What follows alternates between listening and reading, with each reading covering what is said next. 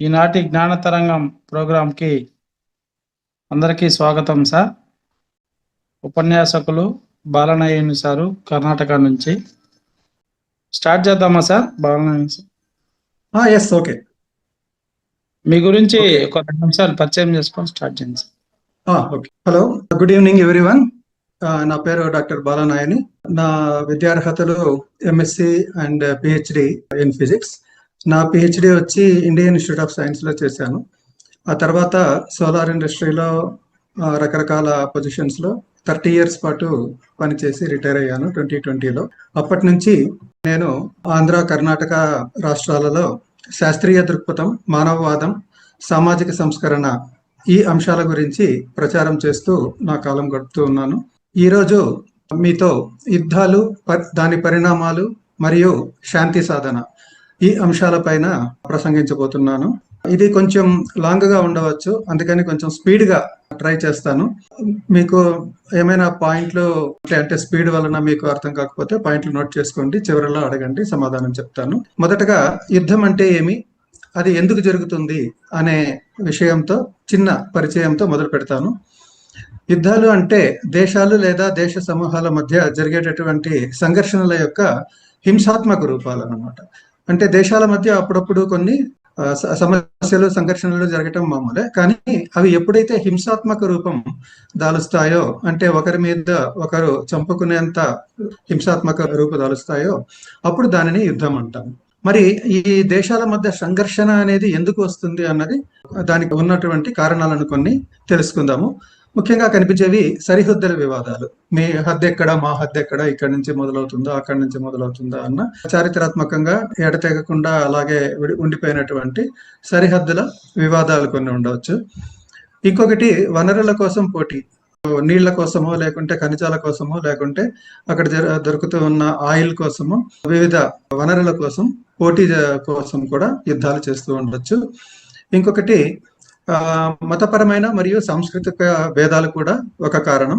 వాళ్ళ మతం వేరే, మన మతం వేరే, వాళ్ళ వలన మనకు ప్రాబ్లం వస్తుంది అన్న అటువంటి ఒక ధోరణి వలన, లేదా చారిత్రకంగా అంటే అప్పుడెప్పుడో వాళ్ళు మన దేశాన్ని ఆక్రమించారు, మనం ఇప్పుడు ఆక్రమించాలి, ఇలాంటి చారిత్రక ధోరణులు కూడా దీని వెనుక ఉండవచ్చు.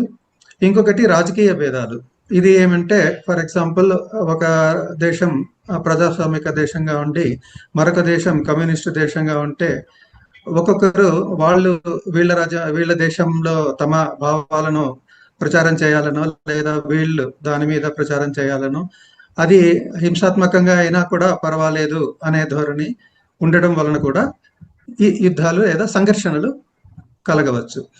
ఇంకొకటి ఆధిపత్య కాంక్ష. అంటే నేనే ఈ సామ్రాజ్య నేతగా ఉండాలి, నేను చెప్పినట్లే మిగిలిన దేశాలన్నీ వినాలి, అటువంటి కొందరు నియంతల లేదా ప్రజాస్వామ్య నేతలైనా కూడా వాళ్ళలో కూడా నియంతుల ధోరణులు ఉండవచ్చు.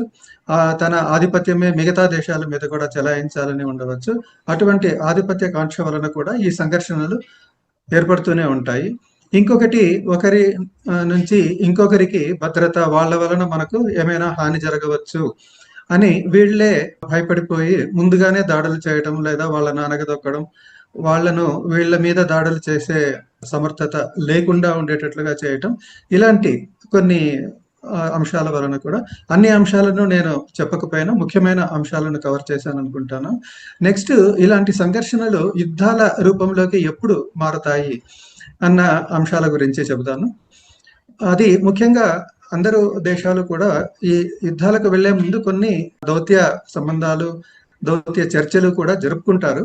అవి విఫలమైనప్పుడు యుద్ధాలకు వెళ్ళటం జరుగుతుంది. ఇంకొకటి, కేవలం శక్తి ప్రదర్శన కోసం, నాకు బలం ఉంది కాబట్టి నా బలంతో మిమ్మల్ని ఏమైనా చేయగలను అని చూపించేదానికి కూడా శక్తి ప్రదర్శన. అంటే ఇంతకుముందు ఆధిపత్య ధోరణి అన్నాను కదా, దానికి ముఖ్యమైన కారణం ఈ వాళ్ళ బలం, వాళ్ళ శక్తి ప్రదర్శన అనమాట. అట్లాగే ఇంతకుముందే చెప్పినట్లు ఈ భద్రతాపరమైన ముప్పుల నుంచి తప్పించుకోవటానికి యుద్ధానికి వెళ్ళటానికి కారణమవుతుంది. ఇంకొకటి ప్రతీకారం. ఇంతకుముందే చెప్పినట్లు చారిత్రక వైషమ్యాలు ఏమైనా ఉంటే వాటికి ప్రతీకారం తీర్చుకోవటానికి అన్నట్లు కూడా యుద్ధానికి వెళ్ళే అవకాశం ఉంటుంది. ఇంకొకటి అంతర్గత రాజకీయాలు. ఆయా దేశాలలో అంతర్గతంగా ఉన్నటువంటి రాజకీయ అస్థిరతనో లేకుంటే తమ ఉనికిని, అంటే అక్కడ ఉన్న నాయకులు తమ ఉనికిని కాపాడుకోవటానికో బూచిని ఇతర దేశాల మీద చూపించటానికి గాను ఆ దేశాల మీద దాడులు చేసినట్లుగా చూపించటము, చేసే అవకాశం కూడా ఈ యుద్ధానికి కారణం కావచ్చు.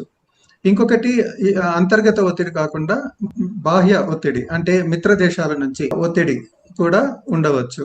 అంటే ఉదాహరణకి ఇస్రాయెల్ తన ఉనికిని కాపాడు కోసం తన మిత్ర దేశాలు అయినటువంటి అమెరికా పైన ఒత్తిడి తీసుకురావడం, నన్ను కాపాడే బాధ్యత నీది కాబట్టి నువ్వు కూడా నాతో పాటు యుద్ధానికి దిగాలి అని మిత్ర దేశాలను ఒత్తిడి చేయటం, ప్లస్ వాళ్ళ మద్దతు తీసుకోవడం, దీని వలన కూడా యుద్ధాలు జరిగే అవకాశం ఎక్కువగా ఉంటుంది.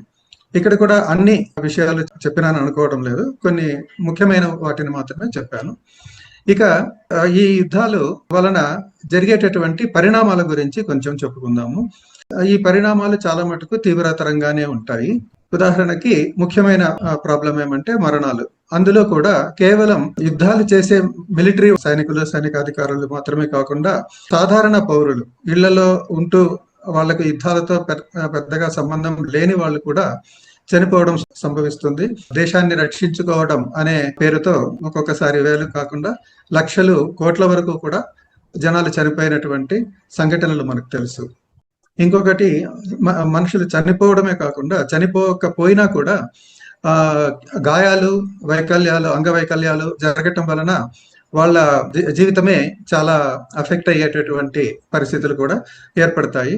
మానసిక క్షోభ కూడా, అంటే తన వాళ్ళు చనిపోయినారని ఒక వైపు మానసిక క్షోభ, లేదా గాయాలు, వైకల్యాల వలన ఏర్పడినటువంటి మానసిక క్షోభ, ఆ యుద్ధ ప్రభావాల నుంచి బయటపడడానికి ఎన్నో వేదనలు అనుభవించటం వలన వచ్చిన కూడా మానసిక స్ట్రెస్, ట్రామాటిక్ స్ట్రెస్ అంటాము. ఇది కూడా ఒక తీవ్రమైన పరిణామం. తర్వాత వాళ్ళ ఉద్యోగాలు, వాళ్ళ నివాసాలు, వాళ్ళ లైవ్లీహుడ్, జీవనోపాధి, ఇవన్నీ కోల్పోయి వాళ్ళు శరణార్థులుగా మారిపోయి ఉన్న దేశాలు వదిలి వేరే దేశాలకు శరణార్థులుగా వెళ్ళిపోవాల్సిన అవసరం ఏర్పడుతుంది. ఇది కూడా ఒక పెద్ద పరిణామం. మనుషుల జీవన శైలి మాత్రమే కాకుండా ఆర్థిక, సామాజిక ప్రభావాలు కూడా చాలా ఉంటాయి. ఇక్కడ ఉదాహరణకి ఇండ్లు ధ్వంసం అవ్వటము, రోడ్లు, ఆసుపత్రులు, అంటే అక్కడ ఉన్నటువంటి సివిక్ అమ్యూనిటీస్ అన్ని కూడా, వాళ్ళ నీళ్ళ సౌకర్యం కానీ, కరెంటు కానీ, అన్నో వీటిలో కూడా అడ్డంకులు ఏర్పడి లేదా ధ్వంసం అయిపోయి వాళ్ళ కనీస వసతులు కూడా లేని పరిస్థితి ఏర్పడటము, ఆర్థికంగాను సామాజికంగా కూడా వాళ్ళు నష్టపోయే అవకాశం ఉంది. వాళ్ళ ఉద్యోగాలు పోయి, వాళ్ళ వ్యాపారాలు నష్టమైపోయి వాళ్ళు వేధిన పడటం, అంటే సాధారణ జనాలు వేధిన పడటం, ఇలాంటి దీర్ఘకాలిక ప్రభావాలు ఎంతో ఉంటాయి. దీని వలన పేదరికం పెరగడం, విద్యా, ఆరోగ్యం, ఈ వ్యవస్థలన్నీ కూడా క్షీణించడం, భద్రతా వ్యవస్థలు మరింత క్షీణించడం, అంటే ఈ పేదరికం, పెరుగుదల, నష్టాలు, ఇలాంటి కారణాల వలన కొందరు నేరాలకు, వాటికి పాల్పడేటటువంటి అవకాశాలు పెరగటం వలన నేరపూరిత సమాజం కూడా కొంత పెరగవచ్చు. దాని వలన భద్రతా సమస్యలు కూడా ఏర్పడే అవకాశం ఉంది. సో ఇలాంటి ఆర్థిక, సామాజిక ప్రభావాలు చాలా పెద్ద ఎత్తులో యుద్ధాల వలన జరిగే అవకాశాలు ఉన్నాయి.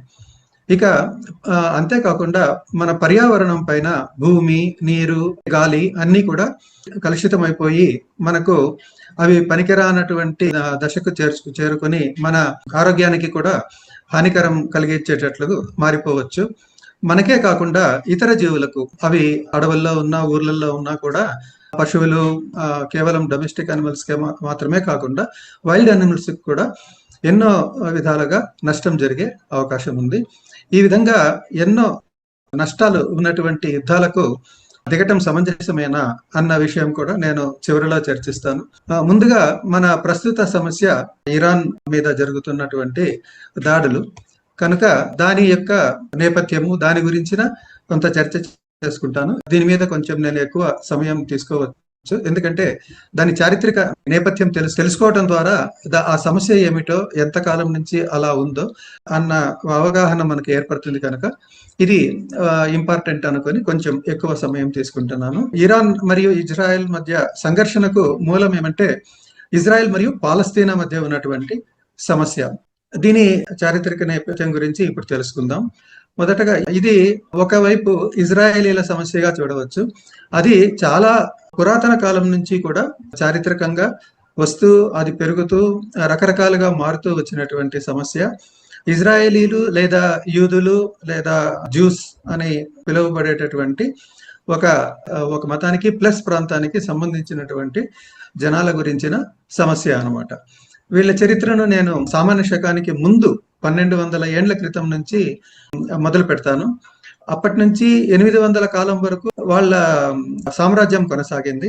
వాళ్లకు ఒక గోల్డెన్ ఏజ్ అని చెప్పుకోవచ్చు. అయితే అప్పుడు 2 రాజ్యాలుగా ఉండేటివి. ఇక్కడ చూపించినట్లుగా బ్లూ కలర్ లో ఇప్పుడున్న ఇజ్రాయెల్ లేదా పాలస్తీనా అనబడే ప్రాంతంలో ఉత్తర భాగంలో కింగ్డమ్ ఆఫ్ ఇజ్రాయెల్ రాజ్యం అని ఒకటి ఏర్పడింది. ఆ తర్వాత దానికి దిగువన యూదా రాజ్యం అని కూడా ఏర్పడింది. ఈ 2 రాజ్యాలలో కూడా జుడాయిజం అనే రిలీజియన్ లేదా దాని తొలి రూపాలు ఇక్కడనే డెవలప్ అయ్యాయి. ఈ సమయంలోనే డెవలప్ అయ్యాయి. అప్పుడే ఒకే దేవుడు ఒకే ఇది అన్న ఆలోచన మరియు దానికి సంబంధించినటువంటి మత ఆచారాలు, మత నమ్మకాలు ఇవన్నీ కూడా చేరి యూదు మతం, ఆ మతం అభివృద్ధి చెందిన కాలం ఇది. అయితే ఈ 800 తర్వాత ఈ రాజ్యం నిలవలేకపోయింది. ఎందుకంటే సుమారు 800 కాలంలోనే అనుకుంటాను ఇజ్రాయెల్పై మొదటగా అస్సిరియన్లు అనబడే వాళ్ళు, అంటే ఇప్పటి సిరియా ప్రాంతంలో ముందు ఉన్నటువంటి అప్పటి ప్రజలు ఇజ్రాయెల్ను ఆక్రమించుకున్నారు. అంటే నార్త్ నుంచి వాళ్ళు ఇజ్రాయెల్ అనే రాజ్యం వాళ్ళ పక్కనే ఉంది కాబట్టి దానిని ముందు ఆక్రమించుకున్నారు. తర్వాత దాని వలన అక్కడ ఇజ్రాయెల్లో ఉన్నటువంటి జనాలంతా వేరే ప్రాంతాలకు వలసపోవటం మొదలైంది. ఆ తర్వాత దిగువన ఉన్న యూదా రాజ్యం, అక్కడ జెరూసలేం అనే వాళ్ళ పుణ్యక్షేత్రం కూడా ఉంది. ఆ రాజ్యంపై కూడా బాబిలోనియన్లు ఆక్రమించుకున్నారు. అది సుమారు 600 కాలంలో జరిగిందనమాట. ఆ సమయంలోనే మొదటి జెరూసలేం దేవాలయం నాశనం అయిపోయింది. వాళ్ళు నాశనం చేసేశారు. అందువల్ల అక్కడి నుంచి కూడా, అంటే దక్షిణ ప్రాంతం నుంచి కూడా యూదులు వేరే చోట్లకు ప్రవాసం అవ్వాల్సిన అవసరం ఏర్పడింది. ఆ తర్వాత సామాన్య శకానికి ముందు 500 నుంచి సామాన్య శకం తరువాత 70 సంవత్సరాల వరకు కూడా ఈ ప్రాంతాన్ని పర్షియన్లు ఆక్రమించుకోవడం, ఆ తర్వాత గ్రీకులు ఆక్రమించుకోవడం జరిగింది. ఈ గ్రీకుల కాలంలో అయితే కొంత మేరకు ఈ యూదులు తమ ప్రాంతాలకు కొంచెం తిరిగి వచ్చి కొంత మేర, అంటే గ్రీకులతో కొంత అవగాహనతోనూ లేదా వాళ్లకు సామంత రాజ్యంగాను ఉండేటట్లుగా ఒప్పందాలు చేసుకొని ఈ 141 నుంచి 37 వరకు ఈ ఉస్మానియన్ అనే యూదుల రాజ్యం తిరిగి ఏర్పడింది. ఇది కొంతకాలం పాటు గ్రీకులకు సామంత రాజ్యంగాను, కొంతకాలం పాటు ఇండిపెండెంట్ గాను ఏదో ఒక విధంగా సర్వైవ్ అవుతూ వచ్చింది. ఈ సమయంలో తిరిగి ఆ ముందటి వైభవాన్ని కొంత మేరకు సాధించుకోగలిగారు. ఈ మ్యాప్ లో మీరు చూడవచ్చు, ఇప్పుడున్న ఇజ్రాయెల్ పాలస్తీనా ప్రాంతమే కాకుండా ఇంకా ఎక్కువ ప్రాంతం కూడా ఆ కాలంలో వాళ్ళ ఆధీనంలోకి తెచ్చుకోగలిగారు తమ ఎక్స్పాన్షన్ ద్వారా. అదే కాలంలో వాళ్ళు అంతకుముందు పాడైపోయినటువంటి జెరూసలంలో ఉన్న దేవాలయాన్ని పునర్నిర్మించుకున్నారు కూడా. ఈ విధంగా 2వ స్వర్ణయుగం వాళ్ళకి ఈ కాలంలో ఏర్పడింది అని మనం చెప్పుకోవచ్చు. అయితే ఆ తర్వాత రోమన్ దాడులకు గురయ్యి ఈ రాజ్యం, చిన్న రాజ్యము రోమన్ సామ్రాజ్యంలో కలిసిపోవలసిన అవసరం ఏర్పడింది. ఆ రోమన్ సామ్రాజ్యులు ఈ మతాన్ని కానీ వీళ్ళ దీనిని కానీ వాళ్ళు ప్రోత్సహించలేదు కాబట్టి అక్కడ నుంచి కూడా యూదులు మళ్ళీ చెల్లాచెదురైపోవలసిన పరిస్థితులు ఏర్పడ్డాయి. ముఖ్యంగా రోమన్లు అప్పుడు క్రిస్టియన్లుగా మారారన్నమాట ఆ సమయంలో. అప్పుడు వీళ్ళు ఇజ్రాయేలీలు లేదా యూదులు రోమన్ సామ్రాజ్యంపై తిరుగుబాటు చేయాలని ట్రై చేశారు, కానీ దానిని అణచివేసి క్రైస్తవ మతానికి ఆదరణ ఇస్తూ అక్కడ ఉన్నటువంటి వాళ్ళ 2వ జెరూసలేం దేవాలయాన్ని కూడా సామాన్య శకం 70వ సంవత్సరంలో 2వసారి దానిని కూల్చేసి దాన్ని విధ్వంసం చేసేశారు. దాని వలన భారీ మరణాలు జరగడం, బానిసత్వానికి లోనవ్వడం. ఈ అప్పట్లో రోమన్ సామ్రాజ్యంలో బానిసత్వం చాలా ఎక్కువగా ఉండేది కాబట్టి వీళ్ళందరినీ కూడా తమ బానిసలుగా చేసుకొని వాళ్ళు రాజులుగా రాజ్యం వెళ్తూ వచ్చారు. అది నచ్చని వాళ్ళు అక్కడి నుంచి పారిపోయి వేరే స్థలానికి వెళ్ళిపోవడం జరిగింది, స్థానభ్రంశం జరిగింది. సో ఆ కాలంలోనే ఈ ప్రాంతానికి పాలస్తీనా అనే పేరు మార్చారు అనమాట. సో చాలా మంది అనుకుంటూ ఉంటారు ముస్లింలు ఆక్రమించుకున్న తర్వాతనే ఇది పాలస్తీనా అయింది అని, లేదా అది ఈ యూదుల తరిమివేత ఇవన్నీ కూడా ముస్లింలే చేశారు అని ఒక అపోహ ఉంటుంది.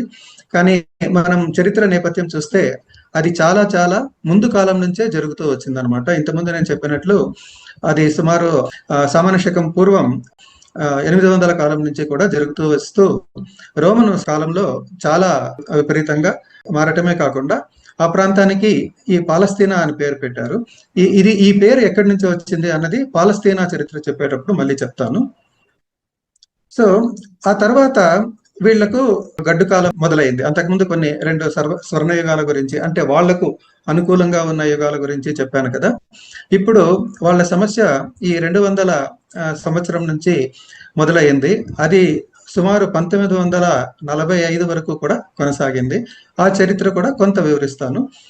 వీళ్ళు ఈ 200 నుంచి 1000 సంవత్సరాల వరకు కూడా అనేక ప్రాంతాలకు, మెసొపొటేమియా, ఉత్తర ఆఫ్రికా, ఐరోపా, ఇలా ఎక్కడ వాళ్లకు ఆశ్రయం దొరికితే అక్కడికి వలసలు వెళ్తూ వచ్చారు. కానీ అక్కడ చాలా చోట్ల క్రైస్తవులు ఎక్కువగా ఉండేవాళ్ళు. అప్పటికి ఇంకా ఇస్లాం రాలేదు. అప్పుడున్న క్రైస్తవుల చేత నిరంతరంగా హింస మరియు బహిష్కరణలు అనుభవిస్తూనే ఒక్కొక్క చోటు నుంచి ఇంకొక చోటికి వలసలు వెళ్తూనే వచ్చారన్నమాట. ఇంకా 1000 నుంచి 1600కు అయితే అదే ఆ అణచివేతలు, బహిష్కరణలు, వలసలు ఇవన్నీ కూడా విపరీతంగా జరగటం మొదలైంది. వాటి గురించిన రికార్డులు మన వద్ద చాలా ఉన్నాయి. దానిని బట్టి తయారు చేసిన మ్యాప్ను మీకు చూపిస్తున్నాను.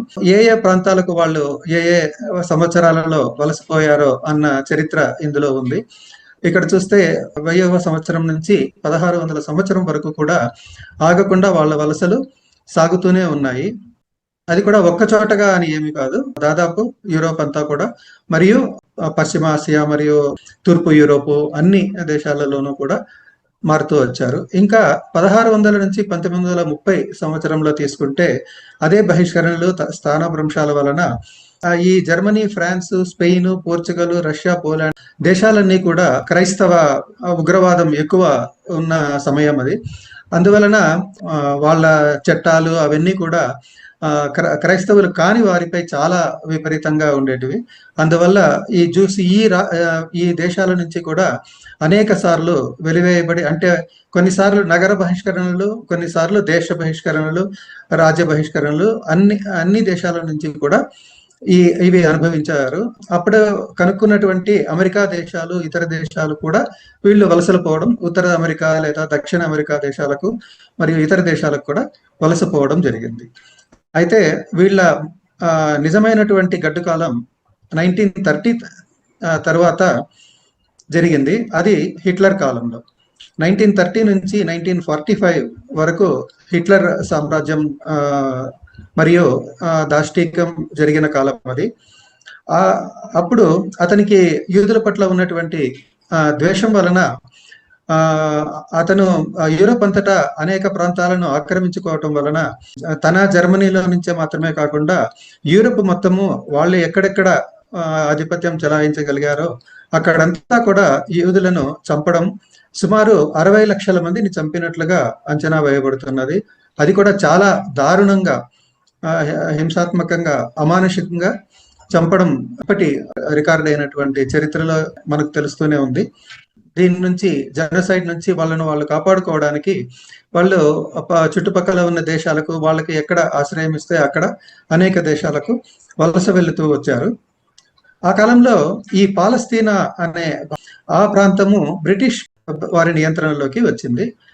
అది ఎలా వచ్చిందో కూడా పాలస్తీనా చరిత్రలో నెక్స్ట్ చెప్తాను. ఆ కాలంలో బ్రిటిష్ వాళ్ళు జర్మనీకి వ్యతిరేకంగా ఉండటం వలన జర్మనీ నుంచి పారిపోయి వస్తున్నటువంటి ఈ యూదులకు ఆశ్రయం కల్పించాలనే ఉద్దేశంతో వాళ్ళ ఆధీనంలో ఉన్నటువంటి పాలస్తీనా, అంటే ఒకప్పటి ఇజ్రాయెల్ రాజ్యం ఉన్న ప్రాంతం బ్రిటిష్ వాళ్ళ ఆధీనంలో ఉండటం వలన వాళ్ళు ఏం చేశారంటే ఆ పాలస్తీనాలో ఉండటానికి ఆ యూదులకు అనుమతినిచ్చారనమాట. అప్పట్లో వాళ్ళు చెప్పినది ఏమంటే, ఇక్కడ మీకు ఉండటానికి మాత్రమే అనుమతి, ఇది మీ రాజ్యం కోసం కాదు అని స్పష్టం చేసే ఇచ్చారు. వాళ్ళను అక్కడ అంటే రెసిడెన్సీ పర్మిట్ మాత్రమే ఇచ్చారు. అయితే అది ఆ పాలస్తీనియులకు మరియు ఈ ఇజ్రాయేలీలకు మధ్య వివాదానికి కారణమైంది. అది నెక్స్ట్ తెలుసుకుందాము. ఇప్పుడు ఆ పాలస్తీనియుల గురించి కొంత తెలుసుకుందాము. అయితే ఇక్కడ పాలస్తీనియులు అనేది, ఇజ్రాయేలీయులు అనేది ఒక తెగ లేదా ఒక మతానికి సంబంధించినటువంటి ఒక గుంపు అని మనం గుర్తించాము ఇంతకు ముందు. అయితే ఇక్కడ పాలస్తీనా అనేది ఒక రకమైనటువంటి జనాలకు కానీ ఒక గ్రూపుకు కానీ చెందిన విషయం కాదు. ఆ చుట్టుపక్కల ఉన్న దేశాలన్నీ ప్రభావము ఇక్కడ ఉంది.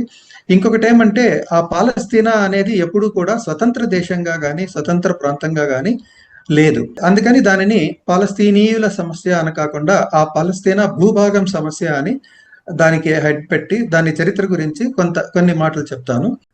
ఇంతకు ముందు చూపించాను కదా, ఇప్పటి పాలస్తీనా లేదా ఇజ్రాయెల్ అనే దేశం మొదట్లో ఇది ఇజ్రాయెల్ రాజ్యము మరియు జూడా రాజ్యము అనే రెండు ఉండేటివని. వాటికి దక్షిణాన మీరు ఫిలిస్టైన్ స్టేట్స్ అనే ఒక పేరు చూడవచ్చు. అయితే ఈ ఫిలిస్టైన్ అనే పేరు చరిత్ర సామాన్య శకానికి ముందే 1200 సంవత్సరాల అప్పుడు ఉన్నటువంటి పరిస్థితి. ఈ ఫిలిస్టైన్ అనే పేరు అది బైబిల్లోను యూదుల చరిత్రలో ఈ పదం కనిపిస్తుంది.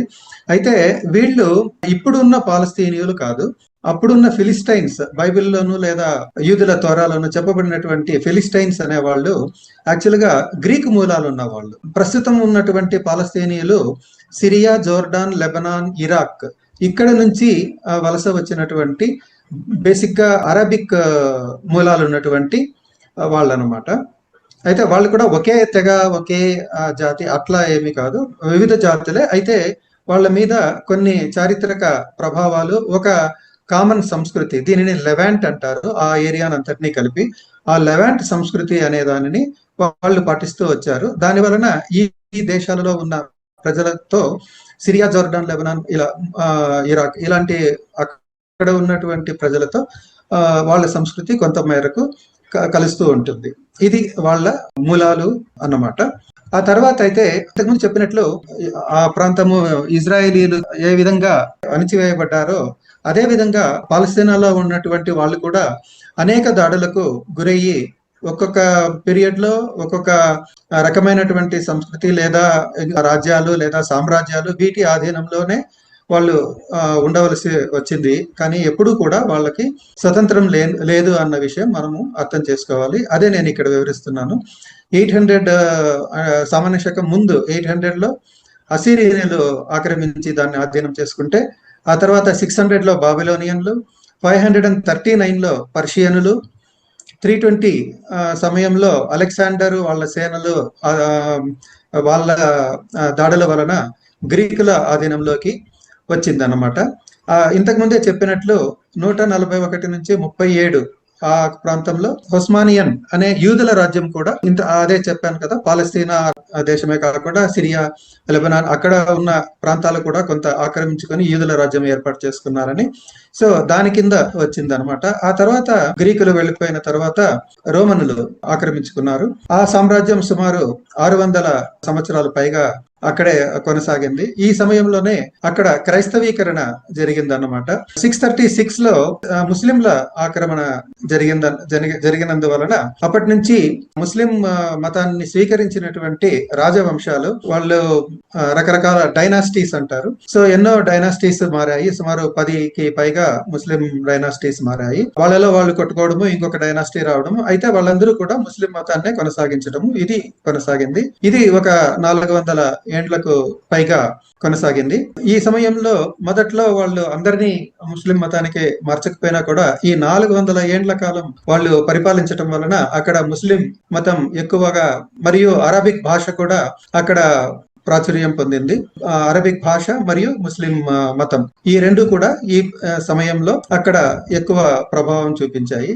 అయితే కొంత బ్రీఫ్ పీరియడ్ కాలం, సుమారు 90 years లేదా 100 years ఏమైందంటే అప్పుడు క్రూసైడ్స్ అని మొదలయ్యాయి. క్రిస్టియన్స్ మన జెరూసలేం ను ముస్లింస్ ఆక్రమించుకున్నారు, దాన్ని విడుదల చేయాలి అన్న ఒక దీక్షతో క్రూసైడ్స్ అని మొదలుపెట్టి ఆ కాలంలో వాటి మీద దాడి చేసి జెరూసలేం ను గెలుచుకుని అప్పుడు ఒక సుమారు 100 సంవత్సరాల పాటు జెరూసలేం రాజ్యం అని అక్కడ ఏర్పాటు చేశారు. అయితే కొంతకాలం తర్వాత వెంటనే అరబ్ ముస్లిం రాజులు తిరిగి దానిని ఆక్రమించుకొని మళ్ళీ అది ముస్లిం రాజుల ఆధీనంలోకి తెచ్చుకున్నారు అనమాట. ఆ తర్వాత కొంతకాలం సుమారు 300 ఏళ్ల పాటు ఈజిప్టు సుల్తానుల సామ్రాజ్యం దానిని ఆక్రమించుకున్నది. ఆ తర్వాత ఓటమన్ సిరియా, ఓటమన్ అనేది అప్పుడు ఖలీఫా అని చెప్పి టర్కీ నుంచి వాళ్ళు మేమే ముస్లింలకు ప్రతినిధులం, ఈ క్రిస్టియన్లకు రోమ్ వాటికన్ అనేది ఏ విధంగా వాళ్ళకి సెంటర్ గా ఉంటూ క్రిస్టియన్ రాజ్యాలన్నిటి మీద పెత్తనం చెలాయించిందో అప్పుడు టర్కీ సామ్రాజ్యం ఈ విధంగా పెత్తనం చెలాయించింది. అందులో ఒక ప్రాంతమైనటువంటి ఓటమన్ సిరియా అనే ప్రాంతం ఆధీనంలోకి ఈ పాలస్తీనా భూభాగం సుమారు 400 సంవత్సరాల పాటు కొనసాగింది అనమాట. ఇలా కొనసాగిన దానికి బ్రేక్ వేస్తూ 1920లో బ్రిటిష్ ఆధీనం అయింది. అది ఎందుకంటే అప్పుడు 1917-18 ప్రాంతంలో జరిగినటువంటి మొదటి ప్రపంచ యుద్ధంలో ఈ ఓటమన్ అనే సామ్రాజ్యం వాళ్ళు జర్మనీకి సపోర్ట్ గా నిలిచి వాళ్ళు కూడా కొంత ఏరియాలు ఆక్రమించుకోవడం అవి చేయడం వలన వాళ్ళ మీద కూడా దాడి జరిగి ఈ బ్రిటిష్ వాళ్ళను జయించడం ద్వారా అది బ్రిటిష్ సామ్రాజ్యం కింద బ్రిటిష్ మ్యాండేట్ అని దానికి పేరు పెట్టారు. సో ఈ పాలస్తీనా అనేది ఈ 1920 నుంచి 1948 వరకు బ్రిటిష్ ఆధీనంలోకి వచ్చింది. సో ఈ కాలంలోనే ఇంతకు ముందు చెప్పినట్లు బ్రిటిష్ వారి అండతో ఈ చెల్లాచెదరి అయినటువంటి యూదులంతా కూడా ఈ ప్రాంతానికి తిరిగి వలస వచ్చారు, పునః ప్రవేశం చేశారు అనమాట. సో ఇది వీళ్ళ చరిత్ర. సో ఈ 1948 తర్వాత ఈ యూదుల పునః ప్రవేశం కంప్లీట్ అవ్వటంతో సమస్యలు మొదలయ్యాయి. సో ఇప్పుడు ఈ సమస్య గురించిన చరిత్ర గురించి కొన్ని వాక్యాలు చెప్తాను. 1930 నుంచి వలసలు వస్తూ వస్తూ 1948కి తగినంత ప్రజలు అక్కడ చేరిన తర్వాత వాళ్ళు ఇది మా రాజ్యం అని జెరూసలం దాని చుట్టుపక్కల ఉన్నటువంటి కొన్ని ప్రాంతాలను వాళ్ళు ఇది మా రాజ్యం లేదా మా స్టేట్, మా దేశం అని డిక్లేర్ చేసుకోవడం 1948లో జరిగింది అనమాట. అప్పుడు వాళ్ళ ప్రభావం ఉన్న వైట్ చూపించినటువంటి ప్రాంతం మాత్రమే, అక్కడ జెరూసలం అనే ఉన్న ప్రాంతం కూడా వాళ్ళు తమదే అని డిక్లేర్ చేసుకున్నారు. కాకపోతే ఈ వైట్ గా ఉన్న ఏరియాలో మాత్రమే జూవిష్ స్టేట్ అని చెప్పి డిక్లేర్ చేశారు. సో ఆ సెంటర్ లైట్ బ్రౌన్ గా ఉన్నటువంటి ప్రాంతం కానీ ఉత్తరం పక్క ఉన్న కొంత ప్రాంతము, దక్షిణంగా ఉన్నటువంటి ఈజిప్ట్ కానుకొని ఉన్న కొంత ప్రాంతము కూడా అది పాలస్తీనాగా వదిలేశారనమాట. దాన్ని అప్పటికి ఇజ్రాయెల్ గా వాళ్ళు డిక్లేర్ చేయలేదు. అప్పుడు వాళ్ళ మీద దాడులు జరగడం మొదలయ్యాయి అనమాట. వాళ్ళు డిక్లేర్ చేసిన వెంటనే చుట్టుపక్కల ఉన్నటువంటి ఈ జోర్డాను, ఈజిప్టు, సిరియా, లెబనాన్ ఈ దేశాలన్నీ కూడా ఇజ్రాయెల్ ను చుట్టుముట్టి యుద్ధం చేయడం మొదలు పెట్టారు. సో 1948 నుంచి 49 వరకు జరిగిన యుద్ధం వలన దాని పర్యవసానం ఏమైందంటే ఇక్కడ చూపిస్తున్నాను. అంతకుముందు ఉన్న ఇజ్రాయెల్ ప్రాంతం, వైట్ ప్రాంతం మరింత విస్తరించబడింది. అంటే వాళ్ళు యుద్ధం చేయడం వలన యాక్చువల్గా అంతకుముందు వాళ్ళ ఆధీనంలో ఉన్న లేదా వాళ్ళు ఇజ్రాయెల్ డిక్లేర్ చేయని ప్రాంతాలను కూడా ఇజ్రాయెల్ ఆక్రమించుకునేటట్లుగానే పరిణమించింది కూడా. అంటే వీళ్ళకి అప్పుడు మంచి సపోర్ట్ ఇంగ్లాండ్ నుంచి, అమెరికా నుంచి ఉండటం వలన ఇజ్రాయెల్ అది చాలా షార్ట్ వార్ గానే 6 డే వార్ అనుకుంటాను, చాలా షార్ట్ గా జరిగిన వారిలోనే మిగతా దేశాలందరూ కూడా వెనక్కు తగ్గాయి. సో వెస్ట్ బ్యాంక్ అనేది మాత్రము జోర్డాన్ ఆధీనంలోను, అక్కడ గాజా అని చూపించబడిన ప్రాంతం మాత్రము ఈజిప్ట్ ఆధీనంలోను మిగిలిపోయింది. ఇజ్రాయెల్ దేశాన్ని ఇక్కడ నో రికగ్నిషన్ అని రాశారు. నేను అయితే అంటే ఎవరు గుర్తించలేదని కాదు, ఆ చుట్టుపక్కల ఉన్నటువంటి ఈ దేశాలు, ఆ సరిహద్దుల్లో ఉన్న ఏ దేశాలు కూడా దానిని అంగీకరించలేదు. అందుకే ఇజ్రాయెల్ కు అది దాన్ని పాలస్తీనా అనే వాళ్ళు గుర్తిస్తాము, అది పాలస్తీనియులదే అని వాళ్ళ దావా అన్నమాట. సో వాళ్ళు దానిని గుర్తించలేదన్నమాట అప్పుడు. అయితే ఆ తర్వాత మళ్ళీ 1967లో యుద్ధం జరిగి అప్పుడు ఏమైందంటే ఈ ఇజ్రాయెల్ మరింత ఎక్స్పాండ్ అవ్వగలిగింది. అంతవరకు జోర్డాన్ ఆధీనంలోను లేదా ఈజిప్ట్ ఆధీనంలోను ఉన్నటువంటి వెస్ట్ బ్యాంక్ మరియు గాజా ప్రాంతాలనే మాత్రమే కాకుండా సిరియాకు చెందినటువంటి గోలాన్ హైట్స్ అనే ప్రాంతాన్ని మరియు ఈజిప్ట్ కు చెందినటువంటి సినాయ్ ప్రాంతాన్ని కూడా అడిషనల్ గా ఆక్రమించుకోగలిగింది. అప్పుడు ఈ యుద్ధం వలన ఇజ్రాయెల్ యొక్క భూ సరిహద్దులు మరింత పెంచుకోగలిగారు. సో యుద్ధం జరిగిన ప్రతిసారి ఇజ్రాయెల్ విస్తరణ కొనసాగిందే తప్ప యుద్ధం చేసిన వాళ్ళ సమస్య మాత్రం ఏది నెరవేరలేదు. పైగా వాళ్లే తమ భూభాగాలను కోల్పోవలసిన పరిస్థితి ఏర్పడింది. ఇది ఒక ఇంపార్టెంట్ నేపథ్యం. ఆ తర్వాత మొట్టమొదటిగా ఈజిప్ట్ దేశం 1982లో, ఎందుకంటే వాళ్ళ భూభాగంలోని సినాయ్ ప్రాంతము ఇజ్రాయెల్ వశమైపోవడం వలన వాళ్ళు దాన్ని తిరిగి తెచ్చుకోవటానికి గాను ఇజ్రాయెల్తో వాళ్ళతో శాంతి ఒప్పందం చేసుకొని, మా ప్రాంతాన్ని మాకు తిరిగి ఇచ్చేస్తే మేము మిమ్మల్ని రికగ్నైజ్ చేస్తాము, మీ ప్రాంతం మీద దాడి చేయము అని ఒక శాంతి ఒప్పందం. అదే ఫస్ట్ ఇస్లామిక్ దేశం అని చెప్పొచ్చు. ఇజ్రాయెల్ ను గుర్తించినటువంటి మొదటి దేశంగా ఈజిప్ట్ మారిపోయింది. వాళ్ళు శాంతి ఒప్పందం చేసుకొని దాన్ని సినాయ్ ప్రాంతాన్ని వాళ్ళు తిరిగి పొందగలిగారు. గాజా ప్రాంతాన్ని మాత్రం ఇజ్రాయెల్కే ఉంచేశారు. సో అప్పుడు వాళ్ళ సరిహద్దులు ఈ విధంగా మారాయి. ఆ తర్వాత 1994లో జోర్డాన్ కూడా ఇజ్రాయెల్ ను గుర్తించి శాంతి ఒప్పందం చేసుకుని తమ మీద దాడి చేయకుండా ఉండేటట్లు వాళ్ళ సరిహద్దులను గుర్తింపు ఇవ్వటం ద్వారా వాళ్ళు శాంతి ఒప్పందం చేసుకున్నారు. ఇంకా నెక్స్ట్ ఆ తర్వాత 2020లో అబ్రహాం ఒప్పందం, ఇది మన ట్రంప్ గారి చలవ వలన జరిగినటువంటి ఒక ఒప్పందం. United Arab Emirates, Bahrain, Morocco అనే 3 ముస్లిం దేశాలు ఇజ్రాయెల్ ఉనికిని అంగీకరిస్తూ దాని సార్వభౌమత్వాన్ని అంగీకరిస్తూ ఒప్పందం చేసుకున్నాయి. ఇజ్రాయెల్ మీద దాడులు జరపకూడదని కూడా అవి ఆ ఒప్పందంలో పేర్కొన్నాయి అన్నమాట. సో ఈ విధంగా ఇజ్రాయెల్ ఇప్పుడు ఉన్న పరిస్థితిలో దానికి ఒక ముస్లిం దేశాల ద్వారా కూడా కొంత గుర్తింపు వచ్చింది. సో అయితే ఇక్కడ మళ్ళీ సమస్య ఎందుకు కొనసాగుతూ వచ్చిందంటే, ముఖ్యంగా డిస్ప్యూటెడ్ బార్డర్స్. ఇది డాటెడ్ లైన్స్ లో చూపబడినటువంటి ఈ గోలన్ హైట్స్ కానీ, ఈ వెస్ట్ బ్యాంక్ కానీ, గాజా కానీ, ఈ 3 ప్రాంతాలకు ఆ డాటెడ్ లైన్స్ అలాగే ఉన్నాయన్నమాట, లైన్ ఆఫ్ కంట్రోల్స్. అదేవిధంగా లెబనాన్ తో ఉన్నటువంటి లైన్ కూడా డిస్ప్యూటెడ్ ల్యాండ్ లాగా ఉందన్నమాట. కాబట్టి ఇది ఒక బార్డర్ సమస్య. దానికి తోడు ఈ లైట్ బ్రౌన్ ఉన్న భూభాగాలు అంతకుముందు ఇజ్రాయెల్ పాలిస్తైనా అని చెప్పి ఉన్న ప్రాంతాలు కూడా ఇప్పుడు ఇజ్రాయెల్ మెల్లమెల్లగా అక్కడ కూడా తమ నివాసాలు ఏర్పరచుకోవడం, తమ పౌరులను అక్కడ, ఎందుకంటే వాళ్ళ కంట్రోల్లోనే ఈ భూ ప్రాంతం ఉండటం వలన అక్కడ ఒక స్థిరమైనటువంటి ప్రభుత్వం ఏర్పడకపోవటం వలన కూడా వీళ్ళు తమ ఉనికిని ఇంకా పెంచుకుంటూ ఆ భూభాగాలలో కూడా తమ ఆధిపత్యం చెలాయించడం మొదలు పెట్టడం. ఈ 2 అంశాల వలన కూడా ఈ సమస్య కొంత జటిలమైంది. ఇంతవరకు మనం చారిత్రక నేపథ్యం చెప్పుకున్నాము. తర్వాత ఈ సరిహద్దుల వివాదం, దీని వలన ఇంకా మతపరమైనటువంటి భేదాలు, ఎందుకంటే వీళ్ళు ఇద్దరు కనుక ఒకే మతం వాళ్ళు అయి ఉంటే బహుశా కలిసిపోయి ఉండేవాళ్ళేమో. కాకపోతే వీళ్ళు యూదు మతము, వాళ్ళు ఇస్లాం మతము అయినందువలన వాళ్ళ మతాల మధ్య ఉన్నటువంటి భేదాల వలన విడిపోయారు. ఇక్కడ మరొక చిన్న అంశం ప్రస్తావించదలుచుకున్నాను, మతం గురించిన అంశం. అది ఏమంటే, ఇంతకుముందు అబ్రహాం అకార్డ్ అని చెప్పాను కదా, దాని వెనుక ఉన్నటువంటి నేపథ్యము కూడా ఇదే. అదేమంటే, ఈ యూదు మతము అనేదే ఈ క్రిస్టియన్ మతానికి కానీ లేదా ఆ తర్వాత వచ్చిన ఇస్లాం మతానికి కూడా, రెండిటికి కూడా మూలం ఈ యూదు మతమే. అందులో ఉన్నటువంటి ఒకే దేవుడు ఒకే పుస్తకము అన్నటువంటి భావననే ఈ క్రైస్తవులు మరియు ముస్లింలు కూడా వాళ్ళు అదే కొనసాగించారు. ఈ మూడిటికి మూలం అదే యెహోవా. దానినే ఇంగ్లీష్ వాళ్ళు గాడ్ అన్నా, బైబిల్లో లార్డ్ అన్నా, లేదు ఇస్లాంలో అల్లా అన్నా కూడా అదే యెహోవా అన్న దేవుడి గురించే వాళ్ళు మాట్లాడుతున్నారు. ఆదాము అవ్వ కథలు, ఆ బైబిల్ కథలు, ఆ ఖురాన్ లో ఉన్నటువంటి కథలు అన్ని కూడా ఒకే కథనే. అది అబ్రహాము లేదా ఇబ్రహీము, ఈ విధంగా అదే జెనియాలజీ కూడా వాళ్ళు వీళ్ళు అదే జెనియాలజీ వాడతారు, అదే చరిత్ర లేదా అదే పురాణాలు వాడతారు. సో ఇది వాళ్ళందరికీ కామన్ పాయింట్ ఉంది. అయినా కూడా వాళ్ళు కలిసి ఉండలేనటువంటి విభేదాలు కలిగి ఉన్నారు. అది ఈ మతపరమైన విద్వేషాలకు దారితీసింది అన్న విషయం మనం అర్థం చేసుకోవచ్చు.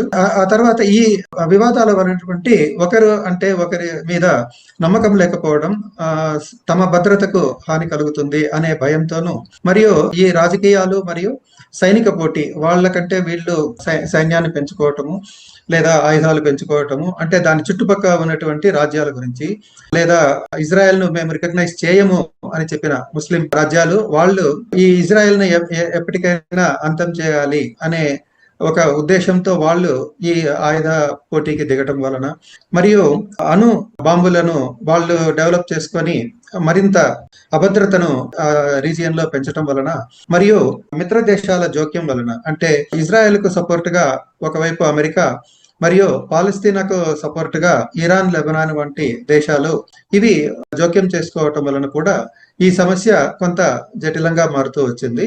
దీనికి తోడు ఈ దేశాల మధ్య ఉన్నటువంటి ఈ వైషమ్యాలే సంఘర్షణలే కాకుండా మధ్యలో ఈ నాన్ స్టేట్ పార్టీస్ అంటాము, ఉగ్రవాద దళాలు, అది కూడా వీళ్లకు మిగతా స్టేట్స్ కి అయితే కొన్ని ఉద్దేశాలు అవి ఇవి ఉంటాయి. వీళ్లకు ఉద్దేశం అంతా కేవలం వినాశనం చేయటం, దాడి చేయటం, ఎంత ప్రాణహాని, అది ఎవరిని చంపుతున్నాము, ఎందుకు చంపుతున్నాము అన్న వివక్ష లేకుండా ఆ దేశం మీద దాడులు చేయటమే వాళ్ళ ఉద్దేశం. ఎంత నష్టం వీలైతే అంత నష్టం కలిగించటమే వీళ్ళ ఉద్దేశం. సో ఈ విధమైనటువంటి ఉగ్రవాద దళాల అంటే హమాస్ అనే పేరుతోనో, హిజ్బుల్లా అనే పేరుతోనో, రకరకాల పేర్లతో వీళ్ళు ఏర్పడుతూ, అంటే వీళ్ళ వెనుక కొన్ని దేశాల సపోర్ట్ కూడా ఉండవచ్చు, అవి బయటకు రాకపోయినా కూడా ఆర్థికంగాను, సైనికంగా కూడా, మరియు ఆయుధాల సప్లై, ఇలాంటి అనేక రకాల సమర్థనలు వీళ్లకు ఉండటం వలన కూడా ఈ సమస్య మరింత జటిలమైంది అనమాట. సో సమస్య అది ఏ విధంగా పెరుగుతూ వచ్చింది అన్నటువంటి అంశాలను మీకు వివరించాను. ఇప్పుడు ఈ 30-40 రోజులుగా జరుగుతున్నటువంటి ఈ యుద్ధం యొక్క పరిణామాలు ఏమి అని చూస్తే, ఈ మిడిల్ ఈస్ట్ అనే ప్రాంతంలో ఈ రాజకీయమైన స్పర్ధలు మరియు మిలిటరీ స్పర్ధలు ఇంకా పెరుగుతూ వచ్చాయి. ముందు కనీసం ముస్లిం యూనిటీ అని ఒక ఐడియా ఉండేది. ఇప్పుడు ఆ ముస్లిం యూనిటీని దెబ్బతీస్తూ వాళ్ళు 2 వర్గాలుగా విడిపోయే పరిస్థితి ఏర్పడింది. ఇప్పుడు those who are favouring Iran, those who are against Iran అన్న ఒక స్పర్ధ ఏర్పడింది. ఇంకొకటి అణుశక్తి గురించినటువంటి అభద్రత సమస్య కూడా ఎక్కువ అవుతున్నది. ఈ యుద్ధం ఎక్కడికి దారితీస్తుంది అన్న అనుమానాలు ఎక్కువ అవుతున్నాయి. ఇప్పుడు ముఖ్యంగా ఆర్థికంగా తీసుకుంటే, ఇరాన్ వాళ్ళు హోర్ముజ్ పాయింట్ మూసివేత చేయడం వలన అక్కడ నుంచి ఆయిల్ కానీ గ్యాస్ కానీ సరఫరా చాలా దేశాలకు ఆగిపోవడం లేదా తగ్గిపోవడం జరగటంతో చాలా సమస్యలు అనేక దేశాలు ఎదుర్కొంటున్నాయి. అందువలన ఆయా దేశాలలో ధరలు పెరిగిపోవటం ఇంటర్నేషనల్ గా ఈ గ్రాఫ్ లో చూడొచ్చు. ఒక సంవత్సరంలో ఈ చాలా వరకు అది స్టేబుల్ గా, ఆయిల్ ప్రైస్ ఒక 60-70 మధ్యలోనే స్టేబుల్ గా ఉంటూ వచ్చింది. అయితే ఒకసారిగా ఈ దాడులు జరగటంతో అది 70 లెవెల్ నుంచి ఒక 2-3 వారాలలోనే $100 అది దాటిపోయి అక్కడే కొనసాగుతోంది. మధ్యలో కొంత శాంతి చర్చలు అవి ఇవి అని చెప్పి ఒక 2 రోజులు అది ధర తగ్గినా కూడా ఇప్పుడు తిరిగి అది పెరిగి 110-120 ఇంకా ఎంత ముందుకు వెళ్తుందో మనం చెప్పలేని పరిస్థితి ఏర్పడింది. వాళ్ళు శాంతి చర్చలు అన్ని చెప్పుకున్నా కూడా అది శాంతి వైపు కాకుండా ఇంకా ఘర్షణ వైపుకే దారి తీసేటట్లుగానే వాళ్ళు జరిపినట్లుగా నేను భావిస్తున్నాను. ఈ యుద్ధం వలన వేలాది మంది సివిలియన్స్ కూడా చనిపోవడం జరిగింది. స్కూళ్ళ మీద బాంబులు పడటం వలన విద్యార్థినులు కూడా చనిపోవడం మనకు తెలిసినదే. ఈ యుద్ధం ఇలాగే కొనసాగితే ఇతర దేశాలు కూడా యుద్ధంలోకి లాగబడే సూచనలు చాలా ఉన్నాయి. ఉదాహరణకి సౌదీ అరేబియా, ఈ ఖతారు, బహ్రెయిన్ ఇవన్నీ కూడా వీటి మీద కూడా ఇరాన్ దాడులు చేయడం వలన వాళ్ళ దేశాలలో ఉన్నటువంటి ఆయిల్ వనరుల మీద కూడా దాడులు చేయటం వలన కూడా ఈ దేశాలు బలవంతంగా యుద్ధంలోకి దిగేటటువంటి సూచనలు ఉన్నాయి. సౌదీ అరేబియాకు, పాకిస్తాన్కు ఉన్నటువంటి ఒప్పందం, పరస్పర మిలిటరీ సపోర్ట్ ఒప్పందం వలన సౌదీ అరేబియా కనుక ఇరాన్ మీద దాడి చేయాలనుకుంటే దానికి సహాయంగా పాకిస్తాన్ కూడా దిగవలసిన అవసరం ఏర్పడుతుంది. పాకిస్తాన్ ఇరాన్ కు సపోర్ట్ చేయాలని ఒకవైపు ఉన్నా కూడా దానికి అగెయిన్స్ట్ గా కూడా యుద్ధానికి లాగబడేటటువంటి సూచనలు ఉన్నాయన్నమాట. ఇటువంటి అనేకమైనటువంటి పరిణామాలు ఇంకా క్లిష్టతరమైన పరిస్థితులకు దారి తీసేటట్లే కనిపిస్తున్నది, కానీ దీనికి సొల్యూషన్ ఇమీడియట్ గా వచ్చేటటువంటి సూచనలు కనిపించటం లేదు. ఇక్కడ అందుకనే ఒక ప్రశ్న వేస్తున్నాను, యుద్ధాలు నిజంగా సమస్యలను పరిష్కరిస్తాయా అంటే నా సమాధానం ఏమంటే, కొన్ని సందర్భాల్లో ఏవో తాత్కాలిక ఫలితాలు కనిపించినట్లు ఉన్నా కూడా దీర్ఘకాలంలో మాత్రము అవి యుద్ధాలు ఎప్పుడు కూడా కొత్త సంఘర్షణలు, కొత్త సమస్యలు తీసుకుని వస్తాయే తప్ప దాని వలన ఇంకా ద్వేషం, హింస పెరుగుతుందే తప్ప సుస్థిరమైనటువంటి శాంతి మాత్రము సాధ్యం కాదు అని నేను చెప్పదలుచుకున్నాను. అందువలన మరి ప్రత్యామ్నాయ మార్గాలు ఏమి అని అంటే దౌత్యము, చర్చలు అన్నవి అది కూడా స్నేహపూర్వక సౌహార్ద వాతావరణంలోనే అవి జరగాలి, కానీ అండర్ థ్రెట్ కాదు. మన ట్రంప్ గారు ఈ చర్చలకు ముందుగా మీరు ఒప్పందం చేసుకోకపోతే 2 రోజుల్లో మీరు ఉండరు, మీ సివిలైజేషన్ ఉండదు, ఇలాంటి ధమ్కీలు ఇచ్చి చర్చలకు రమ్మంటే అది చర్చ కాదు, రచ్చకే దారితీస్తుంది. సో అదే జరిగింది కూడా. అట్లా కాకుండా స్నేహము, సౌహార్ద్రత ఉన్నటువంటి చర్చలైతే అందులో సంప్రదింపులు జరిపి ఒప్పందాలు చేసుకుంటేనే అది ప్రత్యామ్నాయ మార్గం అవుతుంది, శాంతికి మార్గం అవుతుంది. మరియు అంతర్జాతీయ సంస్థలు, యునైటెడ్ నేషన్స్ వంటి అందరూ కలిసి, అన్ని దేశాల వాళ్ళు కలిసి కూర్చొని ఒక అంగీకారానికి రావటము, సైడ్స్ తీసుకోకుండా సమస్య ఏమిటి, దాని పరిష్కారం ఏమిటి అనేటువంటి ఆలోచన ద్వారా ఒక కంక్లూషన్కి రావటం, మరియు సహకారం మరియు పరస్పర ఆధారం అనేవి కోఆపరేషన్ అండ్ ఇంటర్ డిపెండెన్స్ అంటాం ఇంగ్లీష్లో. ఇవి ముఖ్యమైన అంశాలు. ఇప్పుడు మోడర్న్ వరల్డ్ లో అన్ని దేశాల మధ్య కూడా ఇవి తప్పకుండా నెలకొని ఉండాలి, లేకపోతే మన దేశాలు కలిసి ఉండలేవు. అలాంటి పరిస్థితి ఉంది. ఇది గుర్తించి కొనసాగటమే ప్రత్యామ్నాయ మార్గము అని నేను చెప్పదలుచుకున్నాను. ముగింపుగా చెప్పదలుచుకున్నది ఏమంటే యుద్ధాలు ఎప్పుడు కూడా పరిష్కార మార్గాలు కావు, చర్చలు మాత్రమే పరిష్కార మార్గాలు. అది కాకుండా శాంతి అనేది యుద్ధాన్ని ఆపేస్తే కలిగేటటువంటి పరిస్థితి కాదు. దానికి దాటి పరస్పరం సహకారం మరియు సౌహార్ద్రత మరియు స్నేహపూర్వక సంబంధాలు మరియు ఇంటర్ డిపెండెన్సీ అని దానిని గౌరవించి అమలుపరుస్తూ ముందుకు సాగటమే సరైనటువంటి పరిష్కారము అని నా ముగింపు వాక్యాలుగా చెప్తున్నాను. ఇక మీదట మీకు నేను చెప్పిన అంశాల మీద కానీ దానికి సంబంధించిన అంశాల మీద కానీ ఏమైనా అనుమానాలు ఉంటే ప్రశ్నలు అడగవచ్చు, దానికి సమాధానాలు నేను ఇవ్వగలను. Thank you. జేవివి వాళ్ళు నాకు ఈ అవకాశం ఇచ్చినందుకు, ఈ విషయం మీద మాట్లాడే అవకాశం ఇచ్చినందుకు thank you. Thank you sir.